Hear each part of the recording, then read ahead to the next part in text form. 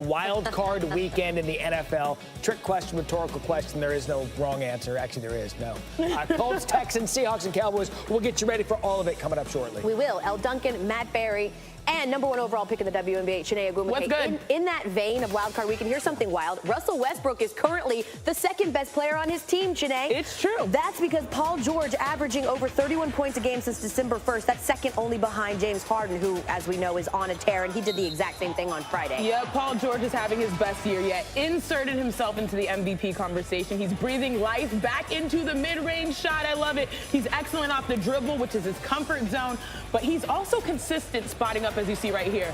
13 points in the first quarter alone, 37 points in total, 35 of those coming through the first three quarters. This was a team, Chiney, that talked a lot about afterwards about how they couldn't win at the Moda Center. They had lost 8 straight there, and that really seemed to kind of inspire them last night. The way that they're winning is through their defense, as you saw in that possession. Number 1, number 2 in steals, George and Westbrook. So you see here over a minute to play, Thunder up 6. McCollum hits the pull-up. So now this game's getting a little bit closer because the Blazers tried to claw their way back in here. George loses this on the drive. Lillard takes it all the way on the other end. Is he fouled here by Dennis Schroeder? Possibly. You know, he's doing his best James Harden impression, drawing the contact, or at least selling the contact. I was going to say, a little sell there. He would only make 2 of those 3. So the Thunder up 2, 30 seconds left. Westbrook misses the turnaround here. Blazers get the rebound. Should they have called a timeout here? I like this. I like the no timeout. Let the game come to you. They have full control of the possession. Dame, he obviously, as you see right here, he's going to go for the shot. This is a shot right here he can make 9 out of 10 times. He doesn't make it, though. However, they'd have another opportunity. McCollum can't connect. They would get another opportunity, but Jeremy Grant comes down with it. Westbrook has 31 points, George 37, and the Thunder hang on and win because of the efforts of Paul George, who, as we mentioned, is on an incredible run. He has scored 334 points in his last 10 games. That's the most in a 10-game span in his entire NBA career. This was also the 6th time that he scored at least 35 points on the road this season, again, only behind James Harden. Don't look now, but here come the Pacers, currently tied for the longest active winning streak in the NBA, taking on the Bulls. I thought you were going to say the Bulls, and I was like, hold on. You got to stick the landing there. Zach LaVine sticks the 3. Pacers lead is cut to 2. 10 seconds to play. It's LaVine again. This is what you want to see out of Zach LaVine. Irrational confidence. 5 for 9 from 3. Not just an athlete, but a complete scorer, especially when he's scoring behind the arc. Irrational or not, he had 31 points, and we head to overtime. In overtime, under 1:15 to go. Bulls up 1. Chris Dunn. Chris Dunn with the dunk. Elle's out of her seat. I love it. You know, he gave you a beefy double-double. He had 17 assists, but here's his athleticism with the highlights. Bulls up 3. Pacers looking to answer. They do just that. Victor Oladipo. Don't be late to the party. The Pacers are real. I mean, with or without Victor, this team has stayed up in the standings. It's nice to have him healthy, though, for these reasons. Ties the game at 1:13. Then the pass to Turner. He nails the 3. Pacers now up 3. Other and Lauri Markkanen. He answers. Love Lauri Markkanen's game. New age, big, fastest player in NBA history to make 100 3-pointers. He's showing you why. And he's got a deep shot. 5 seconds left. Game tied. Who else do you want the ball? Oladipo. I mean, off the glass, that's the type of shot he can make. He's one of the most clutch players in the NBA in the 4th quarter. 36 points for Victor. Pacers up 3. And look at Oladipo's wink. So cute. He loves playing for Got Indy. it. That's his hometown team. 0.3 seconds left. Time for a catch and shoot. Does not fall. Pacers win 119 to 116, and they have now won 6 straight games after beating the Bulls on the road. I start off this Mavs Celtics highlight with a question. Okay. First half, Mavs down 10. Where do they do that at? Luka Doncic. What is this? This is wild. I watched this in real time. He knew exactly what he was doing. He was trying to get you confused so that he can get to his spot, and he really did. It's just unreal what he's doing right now. It's a circus shot. We go to the 3rd. Mavs are down 4. Harrison Barnes finding Doncic, who can also get it going from long distance. At this point, this is a clear-cut Rookie of the Year favorite. This is a guy that can knock down shots. But then again, you know, these Celtics, they came out of the game hot. And they really proved that, hey, without Kyrie Irving, they can sort of handle business. 2nd straight game they played without Kyrie. He has a corneal scratch, if you will. His eye sore. We go to the 4th quarter. Celtics up big. Great ball movement here. And that's the key here. And I really love Gordon Hayward, his game. I think he was close to, he was flirting with the triple-double. They move the ball well. This is their strength without their leading scorer. C's had 35 assists on 42 field goals. But this was all about Dirk. Could be playing his final game in Boston, and they love him.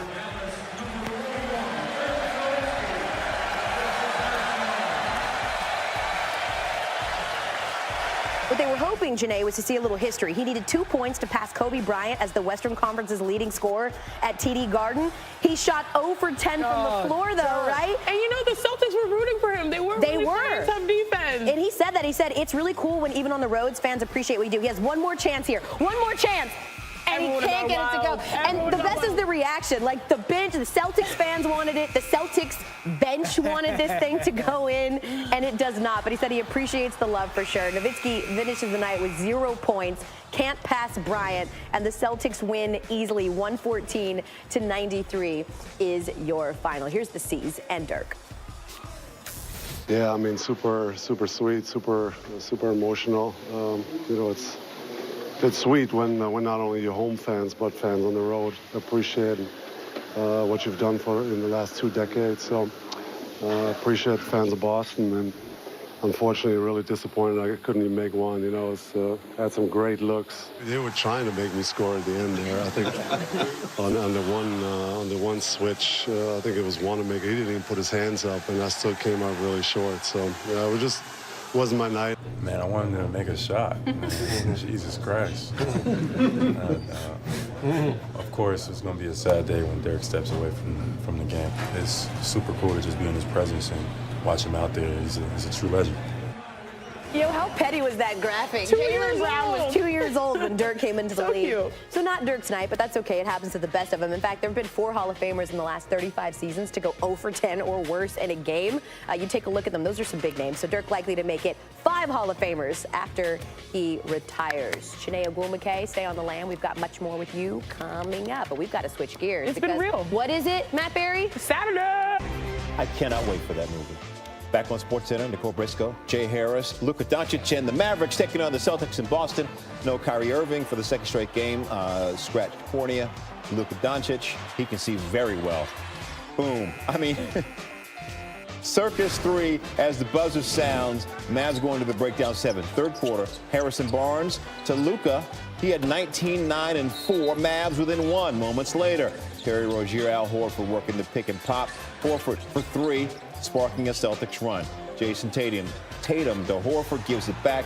Celtics with a season-high 35 assists. Tatum with the 3. He had 18 points in the game. Fourth quarter, after the miss, Celtics grabbed the offensive rebound. Jaylen Brown, top of the key for 3 at a game-high 21. Dirk Nowitzki played what could be his final game in Boston, and listen to how the crowd welcomed him.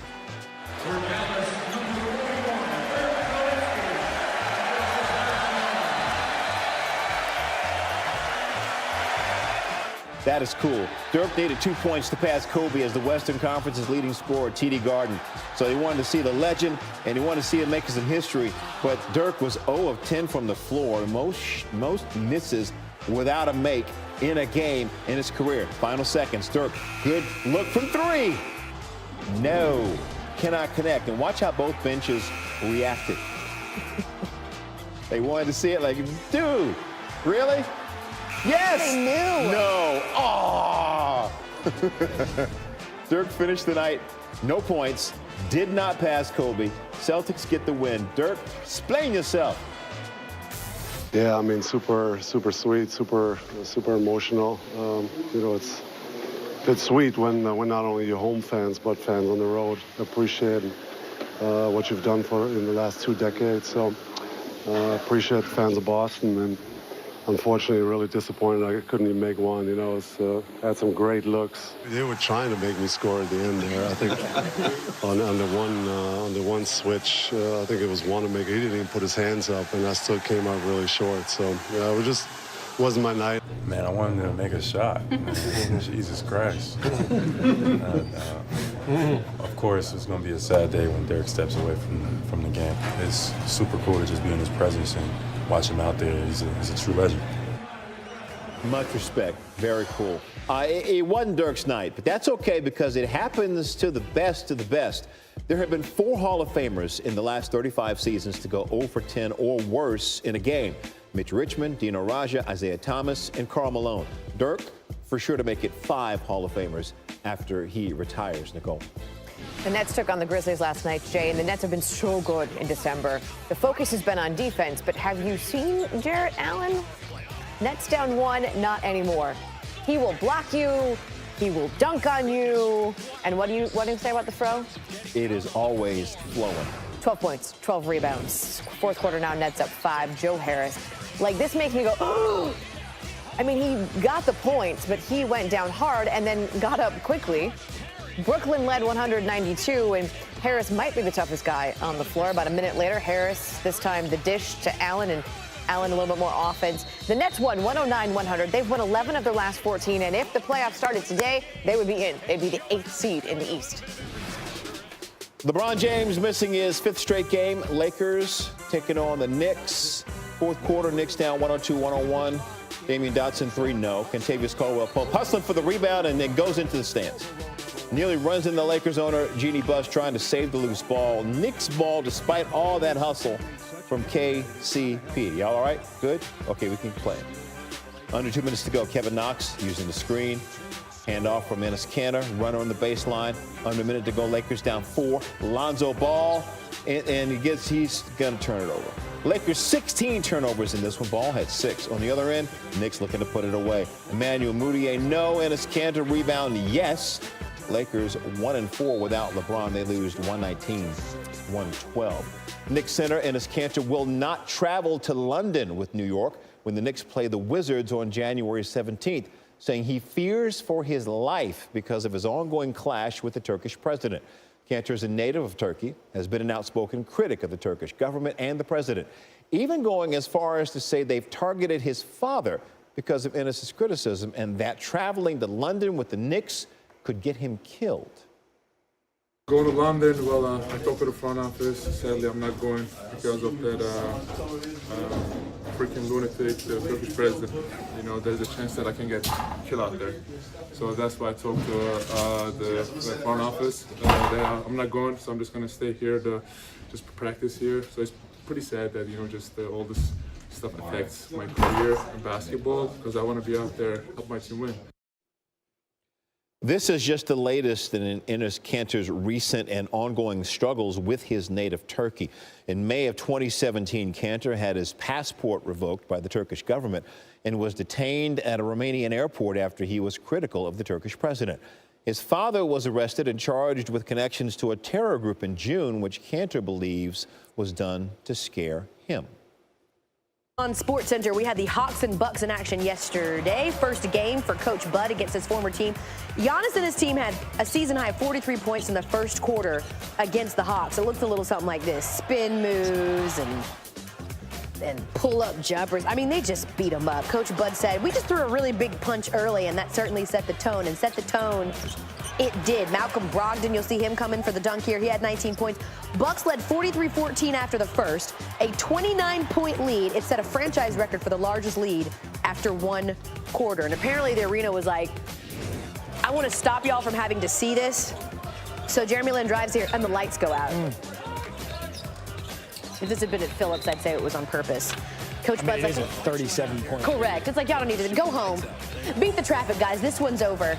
So here's the thing is that despite trying to set the mood, fans they decide they're going to go ahead and play with lights off. They went like rock concert ballad. Correct. With lighters. 100%. Yeah. Free Bird, right? Like, play Free Bird. Now, they have to play Toronto, the Bucks do, tonight. So no starter played in the fourth quarter, so that was pretty important, getting some rest on the front end of a back-to-back. Bucks 76 first-half points Friday, most since 2005. Giannis playing only 19 minutes, and they just keep rolling. In fact, did you know that the Bucks own the best record in the NBA, the latest into a season since 81-82, when their 40-15 mark led the league on February 27th of that season? That according to our friends at Elias.